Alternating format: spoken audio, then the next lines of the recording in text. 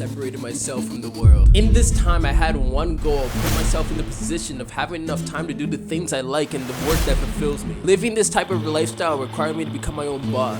And honestly, it worked out pretty well, but it did not come without a cost. So for all you creatives and entrepreneurs, I'm going to share with you the biggest misconception I learned along this way when it comes to entrepreneurship. Maybe this will help you understand what you're getting yourself into. There's this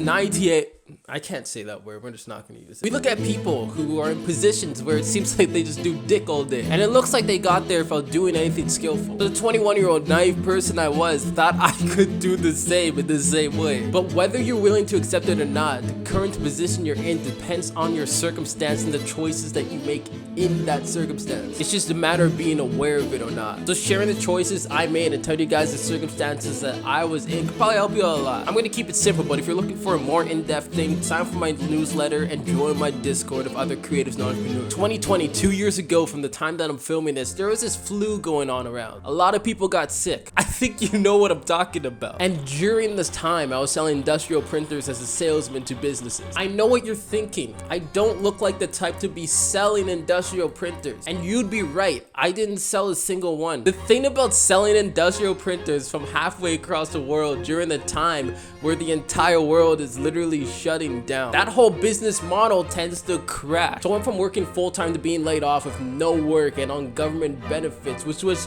a huge shift. But I still wanted to find a way to figure out how to make that lifestyle that I wanted a reality. And if you knew me, you would understand how cracked out I am when it comes to pursuing the things that I want. Because my first thought wasn't that, oh, this flu could kill me. It was, oh, this flu gave me all the time in the world to figure out my entire life if it doesn't kill me. I mean, when am I ever gonna get another chance to get this much time? But seriously, I figured I only had like two choices here. To either continue to do nothing until the world opens up again and hope that something magically falls on my lap, but more realistically just end up continuing down the path that I was already on, or go all in and put in hundreds of hours into building skills that will allow me to live this lifestyle that I'm after and put myself in a position where it actually could make sense that it could happen. Making the choice to not wait allowed me to enter the second step that I needed to do: analyze the circumstances of my own life. Fuck. Up until that point, I was at a mental age of at least 16.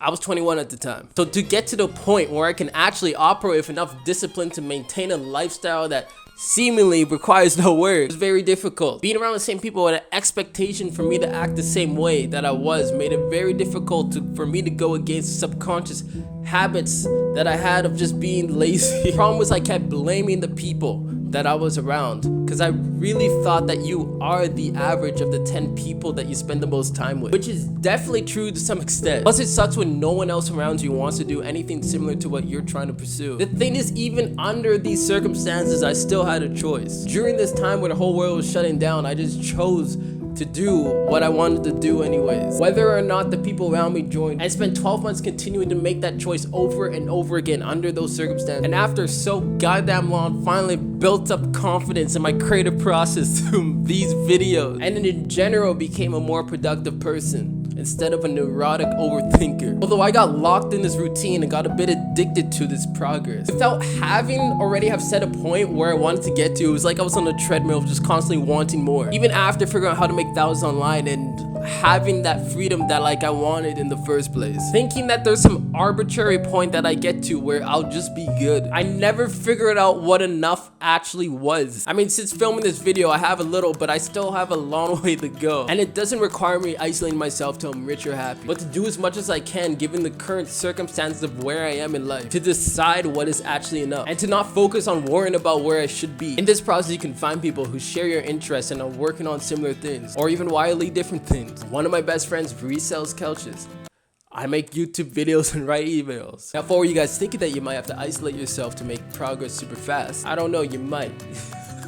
I think it really depends on your situation. For you to make the right call, it really depends on the type of energy that the people in your life have and the things that you are doing are bringing into your life. Although you can always find benefits and learn new things with whatever cards you are dealt with. Even in that position, you can still choose to do the things that allow you to be living the life that you want. You might be working 40, 50, 60 hours a week like I used to. Although with those hours, you might be thinking to yourself, I just don't have enough time to do anything. But with that time that you put into work, that allows you to have enough money to invest in the things that you want to do, if you make the choice to do so. I didn't get rich or happy. fuck? But I did get closer and created a lot more freedom for myself. And in that process, I found the importance of just being content with where you are at right now. Because of that, I actually do feel rich and happy. And all it took was for me to recognize that each circumstance I was in, no matter how terrible, still presented me with a choice. And that's it for this video. Make sure you join my newsletter in the first link in the description and join the Discord of other creatives and entrepreneurs.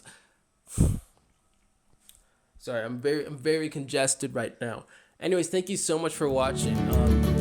Hope you enjoyed this video. See you later. Alright, I never write these videos.